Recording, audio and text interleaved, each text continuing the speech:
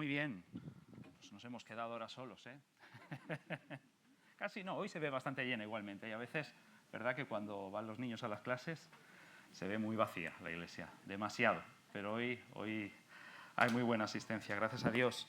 Pues como muchos sabéis, y quizá otros muchos no, si hoy nos visitáis por primera vez o desde hace tiempo y no estáis al corriente como es normal, estoy haciendo una serie de sermones sobre las 7 cartas a las 7 iglesias en Apocalipsis, y ya hemos visto las 3 primeras. Hemos hablado de la carta a la iglesia de Éfeso, a Esmirna, a Pérgamo, y hoy vamos a estar en la carta a la iglesia de Tiatira, y nos vamos a concentrar así en el capítulo 2 de Apocalipsis, versículos del 18 al 29. Hasta aquí hemos visto qué sucede en la iglesia cuando el amor se enfría, qué sucede cuando la fe es probada y qué sucede cuando la verdad se compromete. Y hoy en Tiatira vamos a estar hablando, y este es el título del mensaje, qué sucede cuando el pecado se tolera en la iglesia y en nuestras vidas. Apocalipsis capítulo 2, versículos del 18 al 29, y leemos la palabra. Escribe al ángel de la iglesia en Tiatira, está hablando aquí el Señor Jesús, el Hijo de Dios, el que tiene ojos como llama de fuego y pies semejantes al bronce bruñido, dice esto: yo conozco tus obras, y amor, y fe, y servicio, y tu paciencia, y que tus obras postreras son más que las primeras. Pero tengo unas pocas cosas contra ti, que toleras que esa mujer Jezabel, que se dice profetisa, enseñe y seduzca a mis siervos a fornicar y a comer cosa sacrificada a los ídolos. Y le he dado tiempo para que se arrepienta, pero no quiere arrepentirse de su fornicación. He aquí, yo la arrojo en cama, y en gran tribulación a los que con ella adulteran, si no se arrepienten de las obras de ella. Y a sus hijos heriré de muerte, y todas las iglesias sabrán que yo soy el que escudriña la mente y el corazón, y os daré a cada uno según vuestras obras. Pero a vosotros y a los demás que están en Tiatira, a cuantos no tienen esa doctrina y no han conocido lo que ellos llaman las profundidades de Satanás, yo os digo, no os impondré otra carga, pero lo que tenéis, retenedlo hasta que yo venga. Al que venciere y guardare mis obras hasta el fin, yo le daré autoridad sobre las naciones, y las regirá con vara de hierro, y serán quebradas como vaso de alfarero, como yo también la he recibido de mi Padre. Y le daré la estrella de la mañana. El que tiene oído, oiga lo que el Espíritu dice a las iglesias. Amén. Hasta aquí la lectura de la palabra de Dios. Permíteme comenzar con esta comparación.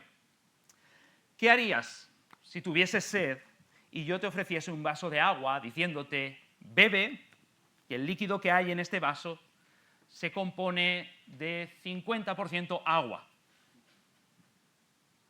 Seguramente me preguntarías, o te estarías preguntando, de qué se compondrá el otro 50% restante. Imagina que yo te respondiese que el 50% restante está compuesto de excremento de animal. Espero que no te lo beberías, ¿verdad? Pero supón que te dijese que la composición es de un 95% de agua. Y solamente el 5%, solo un 5%, la mayoría es agua, solo un 5% es excremento de animal. ¿Te convencería? Solo es un 5% de excremento. Creo que ni aún así, ¿verdad? Una iglesia puede tener un porcentaje muy elevado de virtudes y echarse a perder si mantiene un porcentaje de corrupción en su composición. Y este es el mensaje para la iglesia en Tiatira y también para la nuestra, en nuestro tiempo. Y vamos a dividir, como hemos hecho habitualmente con estas cartas, el sermón en 4 puntos. Vamos a hablar del Señor de la iglesia, del carácter de la iglesia, el llamado a la iglesia y finalmente la promesa a la iglesia. Pues comencemos hablando del Señor de la iglesia. La carta a esta iglesia también comienza, como todas, con una descripción de Cristo adecuada para ella. Y en esta ocasión el Señor se presenta, versículo 18, como el Hijo de Dios, el que tiene ojos como llama de fuego y pies semejantes al bronce bruñido. Y hay 3 aspectos que podríamos destacar aquí. El primero de ellos es la autoridad. La descripción comienza destacando aquí la autoridad de Jesús como el Hijo de Dios. Y ese nombre podría hablarnos de su autoridad en 2 sentidos diferentes. El primero podría referirse a su autoridad como Dios el Hijo, ¿verdad? Una persona, uno de los miembros de la Santa Trinidad, uno con el Padre, es el creador, el sustentador, el juez de la creación, todo está bajo su autoridad como Dios. Pero hay un segundo sentido que encontramos también en la Biblia que nos podría hablar de la autoridad de este Hijo de Dios como el Mesías exaltado.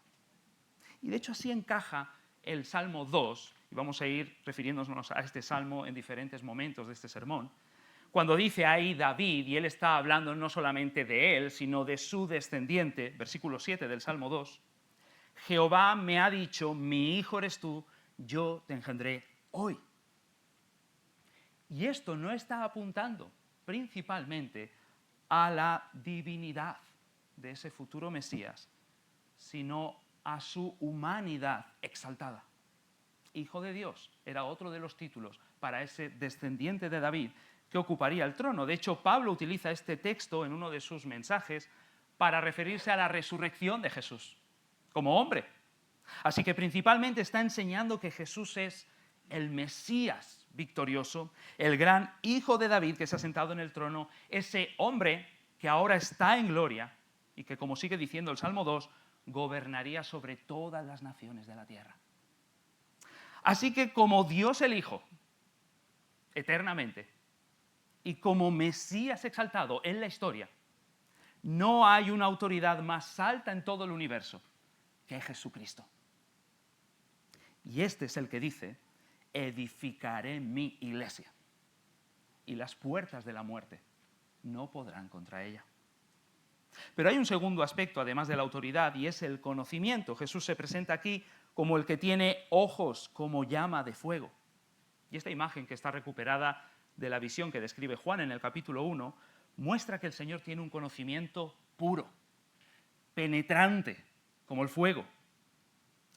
Hace unos días atrás veíamos con mi esposa una película, estas futuristas, donde un sistema automatizado, creado por inteligencia artificial, era el encargado de administrar la justicia en una ciudad que se había propuesto erradicar el crimen 100%. El sistema, que estaba representado por una jueza virtual, se encargaba, como en esos regímenes totalitarios, ¿verdad?, de todas las fases del procedimiento: recabar pruebas, llevar a cabo la investigación, levantar la acusación y dictaminar la sentencia. Era, como te puedes imaginar, prácticamente imposible que alguien que después de ser investigado acabase sentado en el banquillo de los acusados pudiese de alguna manera salir absuelto como inocente. De hecho, es muy interesante la manera en la que estaba programado ese proceso o ese sistema judicial. Siempre comenzaba ya atribuyéndole un porcentaje de culpabilidad a la persona que se sentaba. Y el proceso consistía en que esa persona disponía de 90 minutos, cuenta atrás, para demostrar su inocencia, si no quería, en caso de los peores crímenes, ser ejecutada en la misma silla. Sin embargo, al funcionar de forma automatizada, de manera usando, digamos, la probabilística, ¿no?, el sistema solamente era capaz de analizar datos, pruebas, imágenes, de manera fría, de manera calculada, como digo, probabilística, pero sin la capacidad de comprender otros factores humanos que influyen tanto en un crimen y tienen que ver con el contexto, las motivaciones, la posibilidad de una coartada, la manipulación de pruebas. No podía considerar la capacidad del ser humano para engañar. Y esto, por supuesto, hacía que el sistema no fuese infalible. Imagina por un momento la agonía de una persona inocente si no era capaz de demostrarle a la máquina en 90 minutos que lo era. E imagina la agonía del espectador. Aquí ya te lo pongo por si quieres ver esa película, luego me preguntas. Pero los sistemas judiciales, ya sean humanos o artificiales, y espero que no lleguemos a ver esto, nunca son infalibles. Pero el Señor es el juez, cuyos ojos son llama de fuego. Él es, como dice nuestro texto, el que escudriña la mente y el corazón, no deja ningún factor fuera. El autor de la carta a los Hebreos dice que todas las cosas están desnudas y abiertas a los ojos de aquel a quien tenemos que dar cuenta. Él mira nuestra vida, Él mira nuestra iglesia, sin importar lo bien que hoy nos vemos todos aquí, el domingo por la mañana, ¿verdad? Y lo sabe todo. Es una radiografía perfecta. De hecho, y así escribe Pablo, va a ser el juicio final, donde Dios juzgará por medio de Jesucristo, dice en su carta a los Romanos, los secretos de los hombres. Pero no solamente nos habla aquí de la autoridad y del conocimiento de Jesús, sino hay un tercer aspecto también, y es de la firmeza. Jesús se presenta como el que tiene los pies semejantes al bronce bruñido, resplandeciente. Y esta imagen, que de nuevo se recupera del capítulo 1, se asocia normalmente en la Biblia con el juicio firme del Señor. En una ciudad puede haber una autoridad legítima, judicial, puede ser conocedora perfectamente de una causa y decidir no actuar. Eso se llama corrupción. El Señor no solo tiene la autoridad, no solo tiene todo el conocimiento, Él tiene pies de bronce, dispuestos a pisar firmemente sobre la injusticia. Un día, como nos muestra este libro de Apocalipsis, lo va a hacer pisando toda la injusticia de esta tierra. Pero ahora Él va a dar ejemplo, y como escribe Pedro en su primera carta, comienza por su casa. Él lo hace ahora con la injusticia que ve dentro de su iglesia. La descripción de Cristo aquí es imponente, sobrecoge, ¿verdad? Sin embargo, la imagen no está para alejar a la iglesia de Él, ninguna de estas cartas lo está, todo lo contrario, está para acercarnos, para invitarnos a Él. Fíjate, cuando Juan en el capítulo 1 de Apocalipsis tiene una visión viendo a este Cristo, dice que cayó como muerto. Y Jesús le dijo, no temas. El mismo Salmo 2, después de presentar a este Hijo, a este Mesías que gobierna las naciones, dice ahí, con vara de hierro, termina invitándonos a refugiarnos en Él. Y acaba diciendo, bienaventurados todos los que en Él confían. Porque aquel que conoce todo de nosotros, no tiene sentido que huyas. Aquel que nos amó no porque vio alguna perfección en nosotros, sino a pesar de todo lo que veía de nosotros, es el candidato perfecto ahora para salvarnos, para rescatarnos y para purificarnos. Así que debemos ir a Él y debemos ponernos en sus manos. Y con esto pasamos al segundo punto en este mensaje, que es el carácter de la iglesia. Como en las demás cartas, el Señor evalúa a esta iglesia con esas palabras, yo conozco tus obras. Él la está evaluando y, como siempre, o la mayoría de veces, da motivos de elogio y motivos de reproche también. Y el Señor comienza diciendo a esta iglesia, versículo 19, yo conozco tus obras, y amor, y fe, y servicio, y tu paciencia, y que tus obras postreras son más que las primeras. ¿Qué iglesia o qué cristiano no querría ser descrito por estas palabras, verdad? Por este versículo. Algunos entienden que amor y fe podría hablar de virtudes internas, mientras que servicio y paciencia de la expresión externa de esas virtudes. Así que estaría hablando de un amor puesto al servicio de los demás, de una fe, de una creencia que se muestra en la paciencia, manteniendo esa misma fe a pesar de la adversidad. Finalmente le dice que sus obras postreras son más que las primeras. En otras palabras, cada vez lo hacéis más y mejor. Cada vez creéis mejor, discipuláis mejor, evangelizáis más, ayudáis más. Y el Señor nos llama a nosotros también, no solo a evaluarnos en estas virtudes, sino también si estamos comprobando que están aumentando y mejorando, como el Señor le dice a la iglesia en Tesalónica por medio de Pablo, lo estamos estudiando los miércoles, que abundéis en estas cosas más y más y más, que nuestras obras postreras sean más que las primeras. Y así debe ser en nuestra iglesia también. Y en cada cristiano, a medida que pasan los años, a medida que pasas de tu juventud a la edad adulta y luego a la vejez. No decimos nunca, bueno, como iglesia ya hemos hecho muchas cosas en la historia, ahora se deben encargar nuevas iglesias que empiezan. O ya soy demasiado mayor, llevo quizá mucho tiempo en la fe, debemos dar paso a nuevas generaciones. Para nada, nada de eso. Como Jesús, saca tu mejor vino al final. Resérvalo, guárdalo. Abraham salió de su tierra siguiendo a Dios a los 75 años. Moisés se enfrentó a Faraón a los 80 años y luego guió por el desierto al pueblo hasta los 120.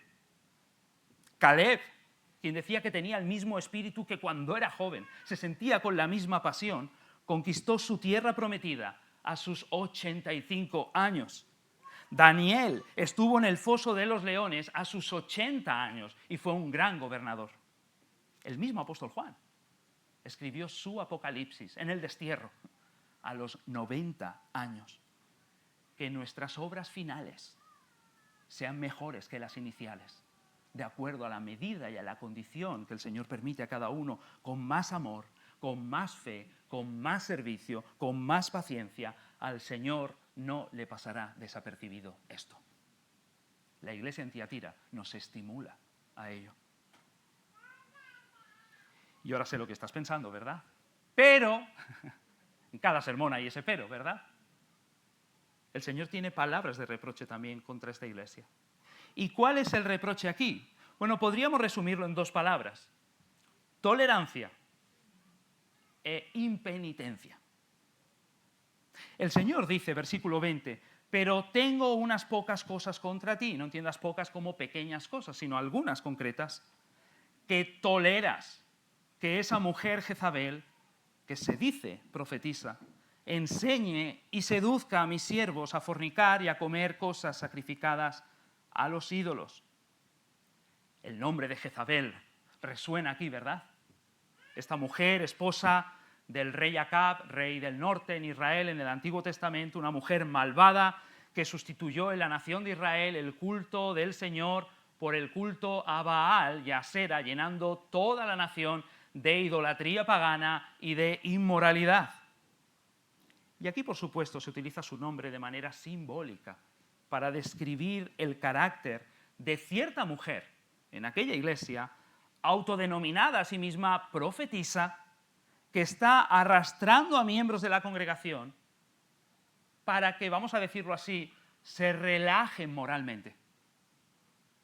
Ahora, ¿cómo podría lograr esto en una iglesia y además con todas las virtudes que hemos destacado, verdad? Bueno, además de pensar en la seducción carnal, esto siempre es un aliado, ¿verdad?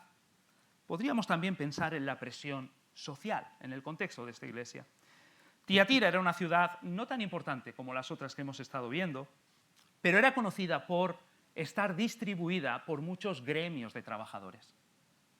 Cada profesión tenía el suyo y cada gremio tenía su patrón, o su santo, diríamos, o su divinidad a la que homenajeaban en sus frecuentes celebraciones, como hoy sería, por ejemplo, una comida de empresa, con comidas dedicadas en honor a estas divinidades, a esos patrones, y en un ambiente bastante relajado, diríamos moralmente, bastante ligero, promiscuo.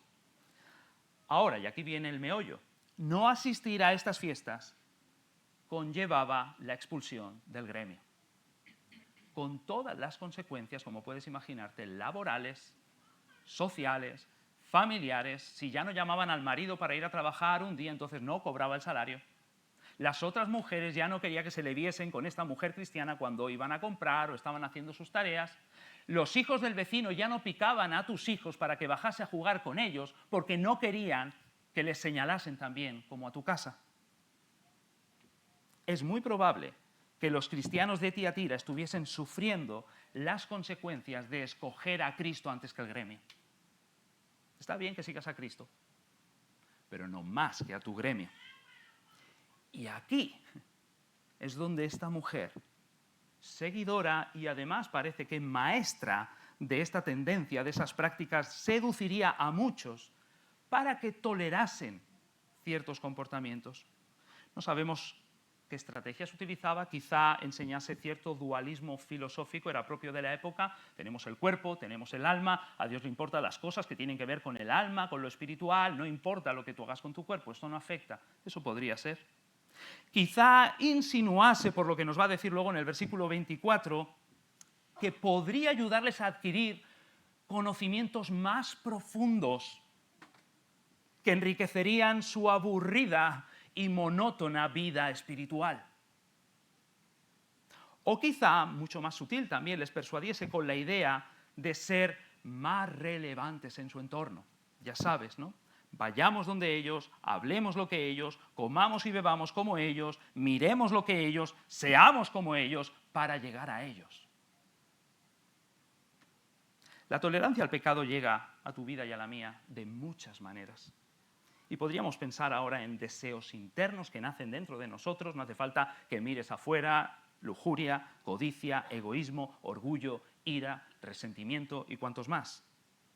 Pero también podríamos pensar en la presión externa. Déjame darte solamente algunos escenarios, pensando en más jóvenes y menos jóvenes. Maquillar informes porque así funciona la empresa. Mentir a clientes para congraciarte con tu jefe. Endeudarte para seguir aparentando un nivel adquisitivo alto. Deshonrar a tus padres para no decepcionar a tus amigos. Tomar copas de más para seguir el ritmo de la mesa. Asistir a esa fiesta, aunque sabes el ambiente que habrá, o quizá incluso que vas a hipotecar el culto del domingo por la mañana. Vestirte de cierta manera, porque es lo que se va a llevar este verano. Ver ciertas series para que no quedarte fuera de la conversación. Participar de muchas maneras en comentarios subidos de tono para no ser etiquetado como el soso y el raro en el grupo. Mantenerme en conversaciones donde se critica a compañeros para no ser yo el próximo blanco cuando no esté presente. Todas estas conductas tienen el factor común de la presión social. Y en un contexto de mucha seducción y presión como el de Tiatira, Pablo escribe lo siguiente para alentar a la iglesia de Corinto. No os ha sobrevenido ninguna tentación que no sea humana, pero fiel es Dios, que no os dejará ser tentados más de lo que podéis resistir, sino que dará también juntamente con la tentación la salida para que podáis soportar. En otras palabras, cristiano, estás en el Señor, tienes su Espíritu en ti, no estás obligado a pecar. No lo estás. No compres esa mentira del diablo que te susurra que en tu situación no hay más remedio.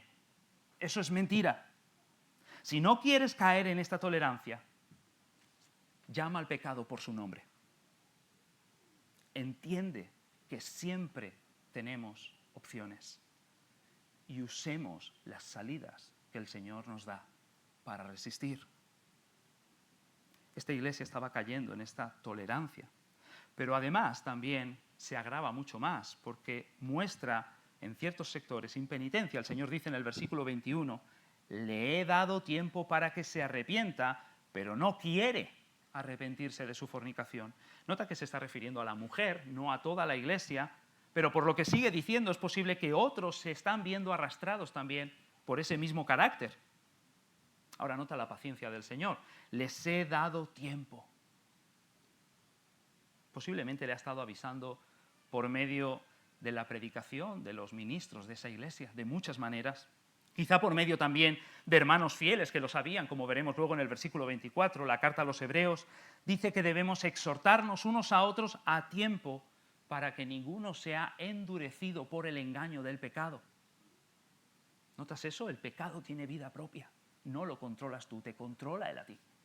El pecado engaña, el pecado endurece, el pecado tiene la facultad de hacer que acabes justificándolo e incluso que veas ese comportamiento como una virtud recomendable si no lo atacas a tiempo con arrepentimiento. Y esto es lo que pasaba con esa mujer. Y es lo que podría acabar pasando con otros miembros en esa congregación y lo que va a pasar también entre nosotros, si toleramos de cualquier manera el pecado. Y esto nos lleva a nuestro tercer punto en esta mañana, que es el llamado a esta iglesia. Y el llamado tiene dos enfoques en base a que hay dos grupos distinguidos en esta iglesia.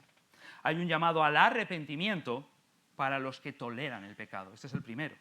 El Señor dice, versos 22 y 23, he aquí, quiere que pongamos atención a esto, yo la arrojo en cama y en gran tribulación a los que con ella adulteran si no se arrepienten de las obras de ella.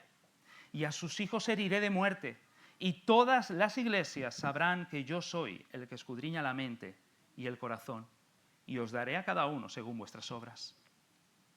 Como la Jezabel del Antiguo Testamento, es muy posible, seguramente esto ocurrió así, que esta mujer de Tiatira acabase muriendo de una forma horrible. Pero también se habla aquí del sufrimiento, incluso de la muerte para sus seguidores, habla de sus hijos, en un sentido figurado, si no se arrepienten. Si la iglesia del Señor no actúa contra el pecado, el Señor de la iglesia lo hará.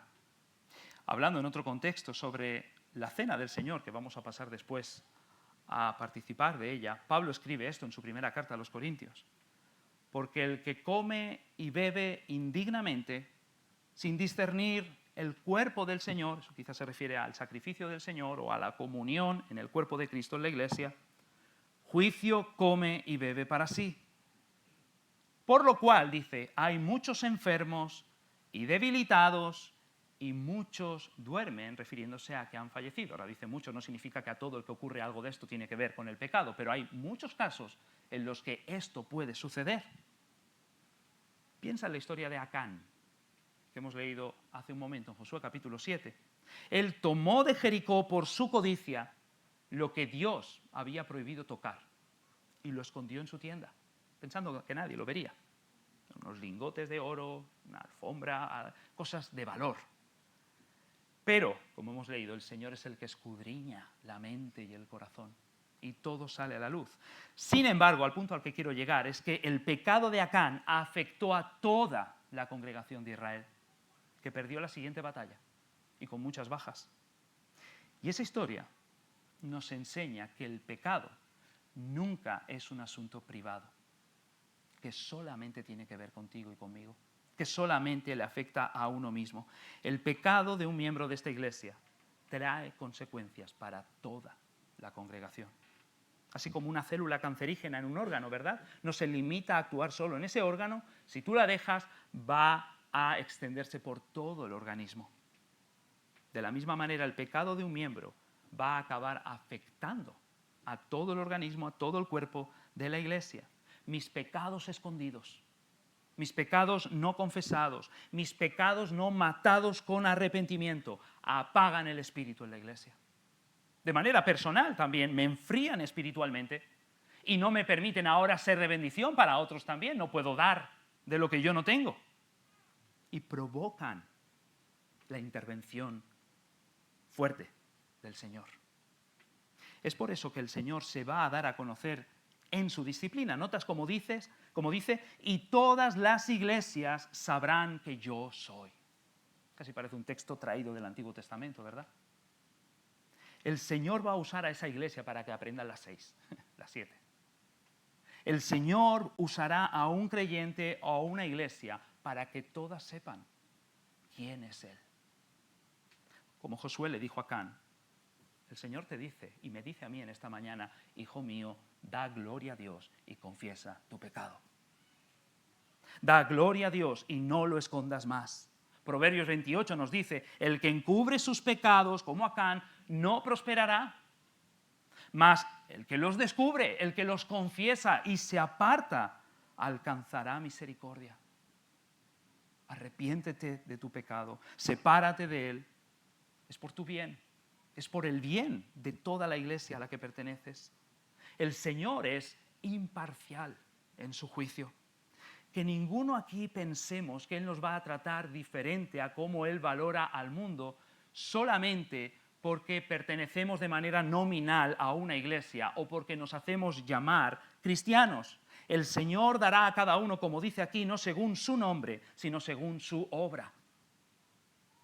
Es la obra la que demuestra quién soy. Así que en primer lugar el Señor llama al arrepentimiento a los que están tolerando continua y cómodamente el pecado en sus vidas. Pero en segundo lugar llama a la perseverancia para esos fieles que luchan contra el pecado. Y a estos les dice el Señor, versículos 24 y 25, pero a vosotros y a los demás que están en Tiatira, a cuantos no tienen esa doctrina y no han conocido lo que ellos llaman las profundidades de Satanás. Ahora, personalmente dudo que lo presentasen de esta manera, parece bastante evidente que es algo malo, pero creo que es un tipo de anzuelo para seducir a todos los demás, enseñando, como decía antes, que en ciertos contextos podrían experimentar incluso cosas más profundas que enriquecerían su vida espiritual. Pero a los que no han caído en esa trampa, dice el Señor, no os impondré otra carga. ¡Oh, qué alivio! Pero lo que tenéis, retenedlo hasta que yo venga. Permíteme decirlo así. ¿Estás creyendo el Evangelio del Señor Jesucristo? Su muerte, su resurrección, su reino en tu vida. ¿Estás caminando con el Señor en su palabra y en oración diariamente? ¿Estás luchando contra tus pecados, no solo visibles, también los del corazón? ¿Estás creciendo en tu conocimiento y en tu conformidad también a Cristo? ¿Estás amando a su iglesia y estás sirviendo a otros? Que no te engañen, la vida cristiana va de eso. Va exactamente de eso. No te estás perdiendo algo más profundo en ninguna otra parte. No hay una experiencia más profunda fuera de Cristo y de las Escrituras que te falte por descubrir. No te dejes engañar por esas voces, por esos grupos, por esos movimientos. El Señor no te impone más carga, más revelación, otro conocimiento, ni más experiencias secretas guardadas solo para iniciados. Solo retén lo que tienes. La propia palabra retén en el original ya implica que no es fácil. Tiene que ver con aferrarte a algo fuertemente para que no se escape. Tenemos la tendencia de soltar lo de siempre, lo sencillo, lo antiguo, para abrazar lo nuevo, lo más profundo, ya sea la última terapia, ya sea la última manera de pensar, ya sea el último estilo de vida. Y al final terminamos alejados del Señor. Es fácil tener algo, pero es difícil retenerlo hasta el final. Retén el mismo Evangelio. Retén la misma obediencia sencilla, retén la misma lucha contra el pecado, dedícate al amor, la fe, el servicio, la paciencia y mejora continuamente hasta que aparezca el Rey de Reyes y Señor de Señores con su recompensa en la mano. Y esto nos lleva, en último lugar, a la promesa a esta iglesia.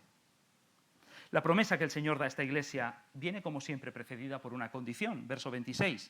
Dice, al que venciere y guardare mis obras hasta el fin. La lucha contra el pecado, por la obediencia, es una batalla que nos va a acompañar, que te va a acompañar hasta el final de tu vida. No te engañes, no pienses que en algún momento esa lucha se va a relajar. Y de nuevo, la condición, aunque la carta se está dirigiendo a toda la iglesia, una vez más se dirige a cada uno individualmente, al que venciere. El pecado puede ser una realidad de la iglesia, pero podríamos salir de aquí pensando, ¿habrá pecado en la iglesia? Y perder el punto más importante, en vez de atender a lo primordial. ¿Hay pecado en tu vida y en la mía? Lucha tú contra tu propio pecado. Como dijo Jesús, saca primero la viga de tu ojo para que puedas ver mejor y así ayudar sin hacer daño. La lucha contra nuestro pecado es violenta, es dolorosa. Jesús dijo, si tu ojo derecho te es ocasión de caer, sácalo. Si tu mano derecha te es ocasión de caer, córtala. La lucha contra el pecado puede amputarte. Va seguro a privarte de algunas cosas. Pero, como decía el puritano inglés John Owen, si no matas el pecado te matará a ti. No hay alternativa. Ahora, a los que luchan, el Señor les da esta promesa, versos 27 y 28. Yo les daré autoridad sobre las naciones y las regirá con vara de hierro. Ahí regirá, la misma palabra podría ser pastoreará, y serán quebradas como vaso de alfarero, como yo también la he recibido de mi Padre, y le daré la estrella de la mañana. Encontramos aquí promesas que de nuevo aparecen en el Salmo 2 y que allí se dirigían al Mesías, pero aquí están aplicadas a nosotros. Y una vez más podemos acercarnos a estas promesas desde dos perspectivas: para el tiempo presente y para el tiempo futuro. Por más que nos parezca, estas promesas no se refieren simplemente a un tiempo futuro, cuando el Señor Jesús regrese. El Salmo 2 presenta a ese Mesías gobernando las naciones, pero la pregunta es ¿cuándo se cumple eso? Y a la luz de todo el Nuevo Testamento vemos que Jesús está reinando, desde que fue exaltado, resucitando y sentándose en el cielo. De hecho, aquí dice el texto que es la autoridad que el Padre ya le ha dado, ya la tiene. Al resucitar, Él le dijo a sus discípulos, Mateo 28, toda potestad me es dada en el cielo y en la tierra. Ya la tiene. Así que no estamos esperando a que Jesús regrese para reinar. Él ya está reinando. Estamos esperando a que regrese para que consuma todo su reino, para que se vea en todo su esplendor. Es útil que pensemos en el reino en tres etapas. Por un lado tenemos la inauguración del reino, es el tiempo de la primera venida de Jesús, con su muerte, resurrección, y ahora está exaltado en el cielo, sentado en su trono. En segundo lugar está la extensión de ese reino, el desarrollo, es toda esta época, en la actualidad. Y en tercer lugar, la consumación del reino, que será el tiempo de la segunda venida del Señor Jesucristo. Es decir, que el reino de Cristo se encuentra ahora en esta fase de extensión, de desarrollo, y aquí se nos promete a sus discípulos que gobernaremos con Él, que pastorearemos con Él. Como en las Crónicas de Narnia, no sé si has visto o has leído mejor estos libros, pero a medida que el león Aslan, la tierra de Narnia presiente esto, a medida que el león Aslan se está acercando, el gran rey, entonces la maldición de la bruja de un invierno eterno va cediendo y va dando paso a la primavera, y todo empieza a reverdecer. Así se extiende ahora el reino de Cristo, por medio nuestro. En sus cartas, de hecho, Pablo ya nos ve sentados con Cristo en lugares celestiales. Estamos esperando a que eso llegue a su consumación, pero ya es una realidad. ¿Y cómo se muestra esa autoridad con nosotros entonces? Pues id y pastoread a todas las naciones. Llevad esta vara del Evangelio, proclamad el Evangelio, haced discípulos a todas las naciones, mientras el poder del Señor nos acompaña, quebrantando corazones como vasijas de alfarero y volviéndolos a Él. Esta es la promesa para aquellos en los que Cristo, no el pecado, reina en sus corazones, reina en nuestras vidas. Ahora, la promesa no se limita al regreso de Cristo, pero sin duda encuentra su máxima expresión en ese día, cuando estaremos reinando con Cristo para siempre sobre toda la creación. Y no tenemos ni idea de cómo va a lucir esto, pero basta en esta mañana la idea que enseña Pablo en Romanos capítulo 8, diciendo que el anhelo ardiente, el deseo más profundo de esta creación, de todo lo creado, es la aniquilación de toda la humanidad, como dicen los naturalistas, ¿verdad? Esta tierra es perfecta si no fuese por el ser humano. No, para nada. El deseo más ardiente de la creación es esperar la manifestación gloriosa de los hijos de Dios, cuando brillen como el sol para siempre y gobernemos todas las cosas de manera perfecta, sin corrupción, sin injusticia. Ahora, mira cómo el Catecismo de Heidelberg, este documento del siglo XVI, protestante, recoge ambas perspectivas en su pregunta 32, describiendo por qué se nos llama cristianos y en relación a los tres oficios de Cristo, profeta, sacerdote, rey. En esta función real del cristiano ahora, el Catecismo dice, para que en esta vida luche contra el pecado y Satanás, lo cual incluye extender su evangelio, y para que después de esta vida reine con Cristo eternamente sobre todas las criaturas. ¿Notas esas dos etapas aquí de este reino? El cristiano reina ahora luchando contra el pecado y contra Satanás y reinará con Cristo en el futuro. Pero la pregunta es, ¿cómo vamos a dominar un día el mundo con Cristo si no queremos dominar nuestro pecado ahora? El que reina ahora sobre el pecado y lo pone bajo su dominio, reinará con Cristo sin pecado para siempre, brillando como el sol. Y el Señor termina diciendo, y le daré la estrella de la mañana. ¿Qué es la estrella de la mañana? Es el sol. Y sabemos por el mismo libro de Apocalipsis, capítulo 22, otros textos en la Biblia, que esta es una imagen para referirse a Cristo mismo. Así que luchando ahora contra el pecado, obedeciendo al Señor, sirviendo al Señor con nuestra vida, Cristo brillará más y más sobre nosotros y seremos más y más como Él. No hay manera de exponerte bajo el sol. Los que estuvimos ayer en la excursión de familias, en la playa, ese sol que hacía de justicia, ¿verdad? Podemos dar fe de ello. No hay manera de exponerte al sol y no ser bronceado por él.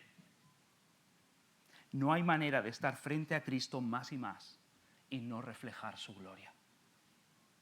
Eso se va a ver más y más ahora en nuestra vida, en nuestra iglesia y perfectamente en la eternidad cuando estemos con Cristo. La estrella de la mañana, para siempre.